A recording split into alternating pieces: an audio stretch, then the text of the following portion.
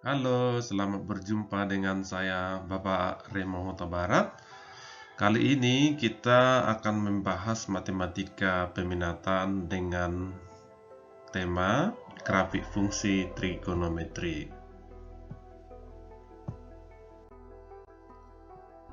Grafik fungsi trigonometri yang akan kita bahas pada kesempatan ini diantaranya adalah grafik fungsi Y sama dengan sin X, grafik fungsi Y sama dengan cos X, dan grafik Y sama dengan tan X.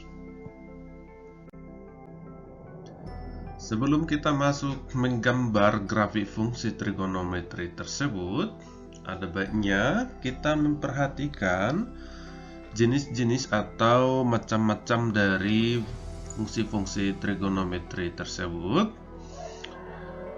Di antaranya adalah A, fx sama dengan sin x derajat. X di sini menyatakan besar sudut. Yang ini menyatakan besar sudut. Besar sudut di sini bisa mengalami pertambahan atau pengurangan, ya. Demikian halnya dengan bagian B, fx sama dengan cos x. X di sini adalah besar sudut. Ini bisa juga mengalami pertambahan atau pengurangan, misalnya X ditambah 30 derajat, X dikurang 90 derajat, atau X dikurang V. Nah, dan seterusnya. Demikian juga dengan bagian C, fx sama dengan tangen X. X di sini menyatakan besar sudut. Lalu bagian D, fx sama dengan 2 sin X. 2 di sini adalah amplitudo. Amplitudo juga bisa mengalami perubahan, bisa diperbesar, bisa diperkecil, ya. Sekaligus juga dengan besar sudut bisa mengalami pergeseran, ya. Bagian E, fx sama dengan cos 2x sama juga, ya. Ini mengalami perubahan, besar sudutnya mengalami perubahan, ya. Nah, ini adalah beberapa contoh-contoh yang termasuk terhadap fungsi trigonometri. Masih akan banyak lagi jenis-jenis fungsi trigonometri yang akan kita bahas nantinya. Tetapi setidaknya kita melihat bentuk-bentuk umumnya.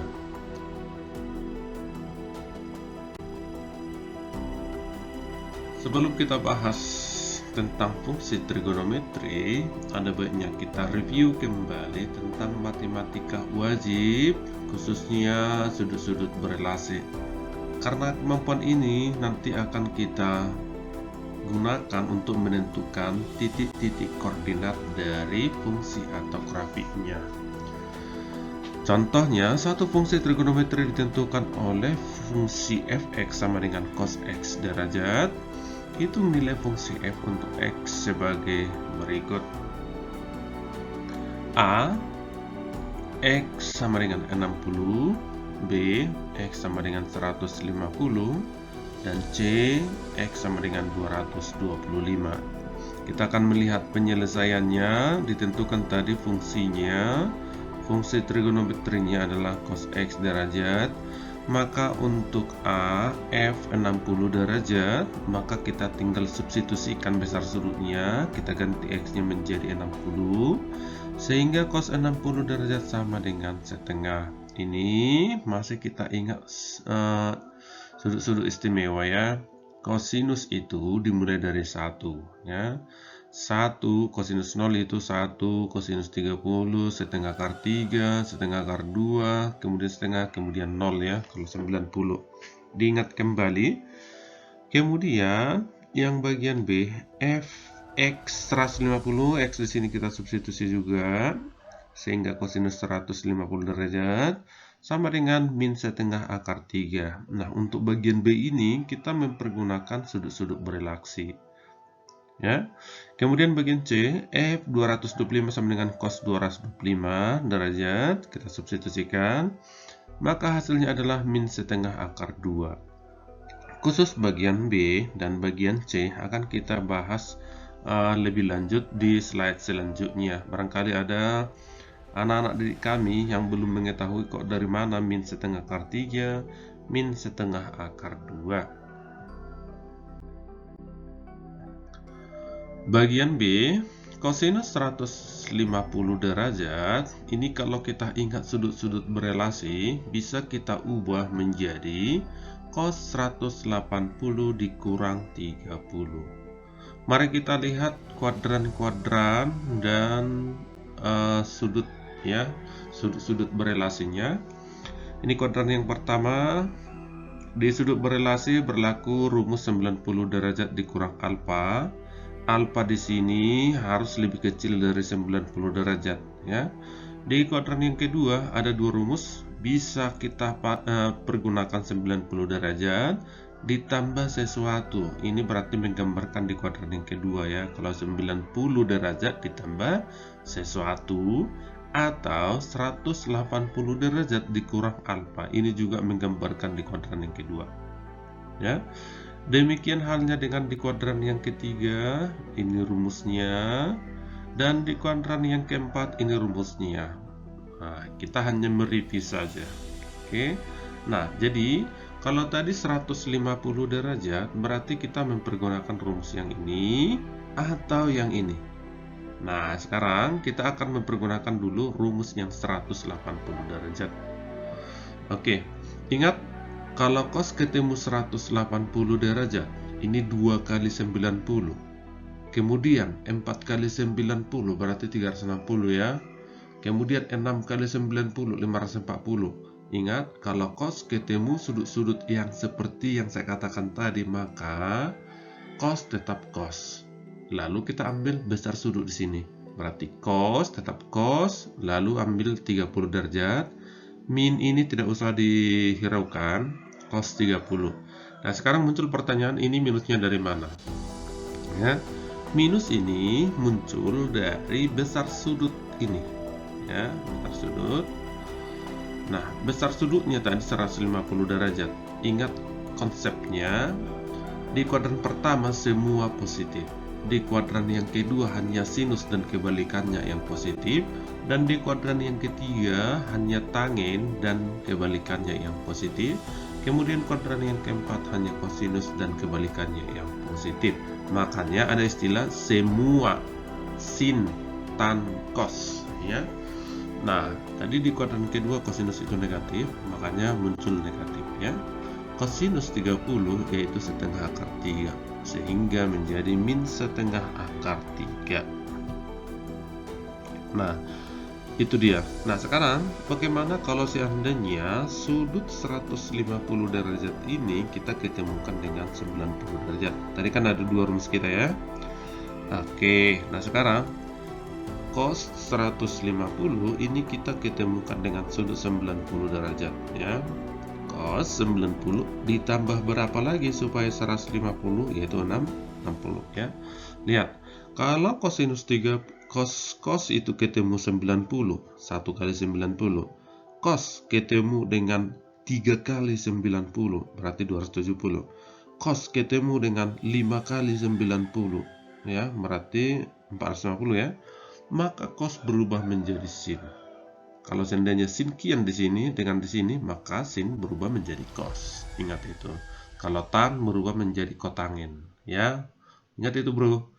Nah, kosinus ketemu 90 berubah menjadi sin. Sin berapa? Sin 60. Yes.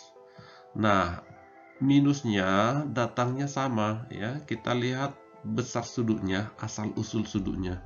Ini tadi kan cos 150 ya, di kuadran kedua. Nilai cos di kuadran kedua itu negatif ya, berarti min sin 60. Sin 60 ingat kembali sudut-sudut yang istimewa ya. Sin itu dimulai dari 0, 0, setengah akar 2, setengah akar 3 ya, kemudian 1. Jadi sin 60 sama dengan setengah akar 3. Ini dia. Kemudian bagian C, cos 225 ya. Cos 225 kita munculkan lagi menjadi cos 180 ditambah 45 ya. Karena 180 ditambah 45 adalah 225. Cos ketemu 180 nanti akan tetap cos ya. Namun demikian kita lihat dulu kuadran-kuadrannya. Nih, kuadran pertama ini ya. Di kuadran pertama semua positif. semua fungsi trigonometri positif, semua sin, tan, cos ya. Jadi ingat, semua sin, tan, cos begitu. Semua positif. Di sini hanya sin dan kebalikannya yang positif. Di sini kuadran ketiga hanya tan dan kebalikannya yang positif, kemudian cos dan kebalikannya yang positif. Ingat itu. Nah, sekarang ini tadi 225 ya. Jadi kita ambil dua rumus ini. Terserah yang mana dipakai ya. Mau 180 derajat tambah sesuatu atau 270 derajat dikurangi sesuatu. Sesuatu di sini maksudnya alfa atau besar sudutnya. Oke. Nah, maka ini cos 45, kita ambil yang positifnya. Yang ini 45-nya maksud saya. Sehingga cos 45 minusnya sama lah ya. Ini 225 ada di kuadran yang ketiga, cosinus di kuadran yang ketiga negatif. Sehingga min cos 45. Cosinus 45 sama dengan setengah akar 2. Oke, sehingga hasilnya adalah min setengah akar 2. Nah, sekarang kita akan memakai rumus yang kedua, yang 270. Ingat, 270 itu kan 3 kali 90 ya. Jadi kalau 3 kali 90 itu akan berubah menjadi sin. Ini cos 270 dikurang 45 ya. Ini harus kita kurangi 45 supaya pas 225. Maka cos ketemu 270 berubah menjadi sin. Sin berapa? Sin 45. Ya, minusnya sama ya. Datangnya dari asal usul sudut. Nah, berarti sin 45 adalah setengah akar 2, sehingga hasilnya adalah minus setengah akar 2. Begitu. Sekarang kita akan membahas bersama bagaimana cara membuat grafik fungsi trigonometri. Grafik fungsi trigonometri yang kita bahas pertama sekali adalah grafik fungsi Y sama dengan sin X, dengan catatan besar sudutnya nanti masih hanya 0 derajat sampai 360 derajat ya. Langkah pertama untuk membuat grafik fungsi trigonometri adalah kita buat tabel bantu dulu untuk menentukan titik-titik koordinatnya. Kita perhatikan di sini ada besar sudutnya alfa, kemudian kuadran pertama, kuadran kedua, 3, 4, lalu besar sudutnya 0, 30, 45, 60, 90, itu di kuadran pertama. Kuadran kedua 120, 135, 150, 180, dan seterusnya sampai di kuadran yang keempat. Kemudian kalau 0 derajat tetap itu 0, 30 derajat yaitu sama dengan V per 6. Kalau 45 V per 4, 60 V per 3, 90 derajat sama dengan V per 2. Jadi besar sudutnya di sini V ini sama dengan 180. Makanya 180 derajat dibagi 2 sama dengan 90 derajat. Ya. Jadi besar V itu 180, kalau 2V berarti 360 ya. Nah, kemudian kita tentukan nilainya ya. Untuk sin 0 derajat adalah 0. Untuk sin 30 derajat atau V per 6 sama dengan setengah. Untuk sin 45 derajat yaitu setengah akar 2. Untuk sin 60 derajat yaitu setengah akar 3. Untuk sin 90 derajat sama dengan 1. Untuk sin 120 derajat sama dengan setengah akar 3. Ini tadi kemampuan ini menentukan sin 120, kita tadi sudah bahas ya. Kemudian untuk sin 135 sama dengan setengah akar 2. Untuk sin 150 sama dengan setengah. Untuk sin 180 sama dengan 0. Dan seterusnya sampai di kuadran yang keempat. Nah, jadi ini semua akan kita buat dalam bentuk kartesius. Kita perhatikan.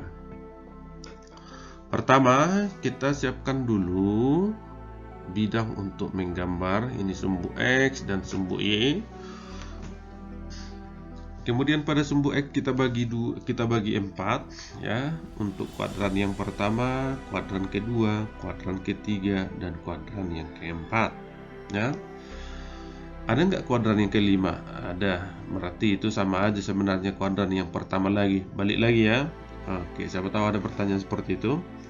Nah, kemudian ini kita buat untuk 90 derajat. Untuk 180 derajat, 270 derajat, 360 derajat.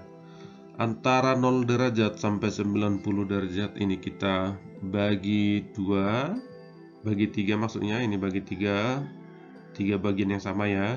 Untuk 30 derajat dan untuk 60 derajat, antara 90 sampai 180 derajat kita bagi 3 lagi. Untuk 120 derajat dan untuk 150 derajat. Antara 180 dengan 270 kita bagi 3 lagi. Untuk 210 derajat dan untuk 240 derajat. Kemudian antara 270 derajat dengan 360 derajat kita bagi 3 lagi. Untuk 300 derajat dan 330 derajat. Kemudian antara 30 dan 60 ini kita bagi 2 untuk 45 derajat. Selang 2 langkah, ini selang 2 langkah di sini, antara 120 dengan 150 kita bagi 2 untuk 135 derajat. Lalu selang 2 langkah antara 210 dan 230 kita bagi 2 lagi untuk 225 derajat. Selang 2 langkah lagi antara 300 dan 360, 300 dengan 330 kita bagi 2 lagi sehingga 315 derajat. Kemudian pada sumbu Y, ini pada sumbu Y kita buat nilai sin maksimal itu 1 ya. Oke. Kemudian untuk minus 1, lalu antara 0 dengan 1 kita bagi 2 untuk setengah. Kemudian antara 0 dengan minus 1 kita bagi 2 juga untuk minus setengah. Lalu antara setengah dengan 1 kita bagi ya, tapi di sini tidak bagi sama ya. Untuk setengah akar 3 dan setengah akar 2. Ini setengah akar 2 ya. Pendekatannya yaitu sekitar 0,707. Jadi tidak begitu jelas lagi ya. Pendekatan setengah akar 2 itu adalah 0,707 ya. Oke. Kemudian antara minus setengah dengan minus 1 kita buat juga pendekatan setengah akar 2, minus setengah akar 2 yaitu minus 0,707. Lalu untuk ini antara setengah akar 2 dengan 1 kita buat yaitu setengah akar 3. Pendekatannya ini adalah sekitar 0,806 ya.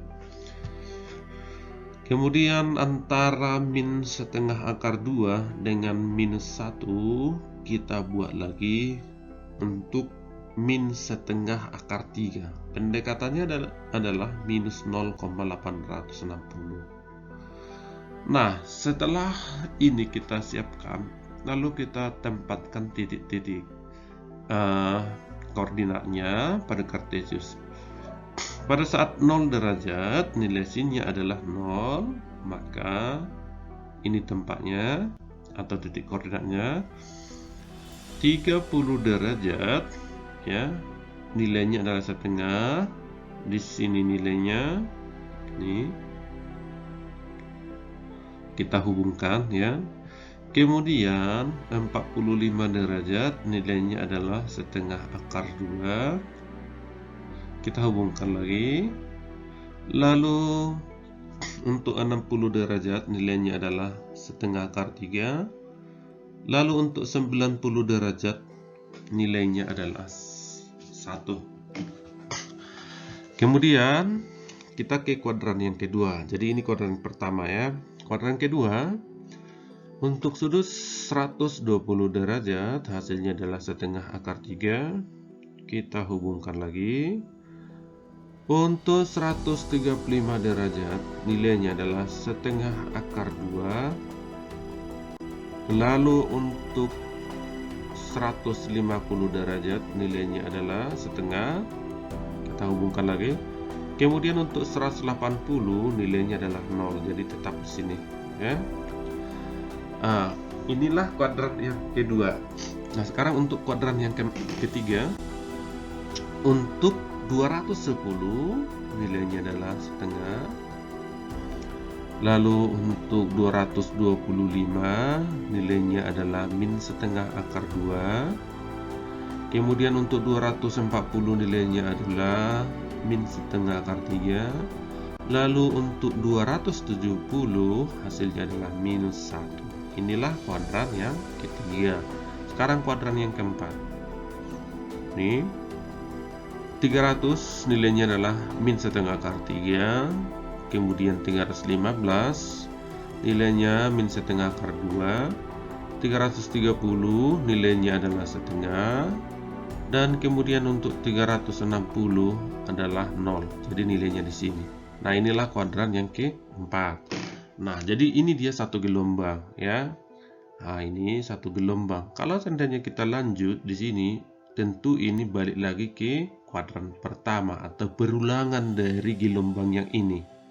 Makanya di sini sin X. Jadi ini sebenarnya sama dengan 1 kali sin X, ya, amplitudonya. Nah, ini. Oke. Nah, kemudian tahap selanjutnya, titik-titik koordinat ini akan kita hubungkan dengan sebuah kurva yang mulus seperti ini, ya. Nah, kalau kita sempurnakan, kita akan melihat kurva seperti berikut ini. Nah, inilah grafik fungsi Y sama dengan sin X, ya. Masih akan kita modifikasi untuk pertemuan-pertemuan selanjutnya. Terima kasih. Sampai di sini fungsi grafik Y sama dengan sin X.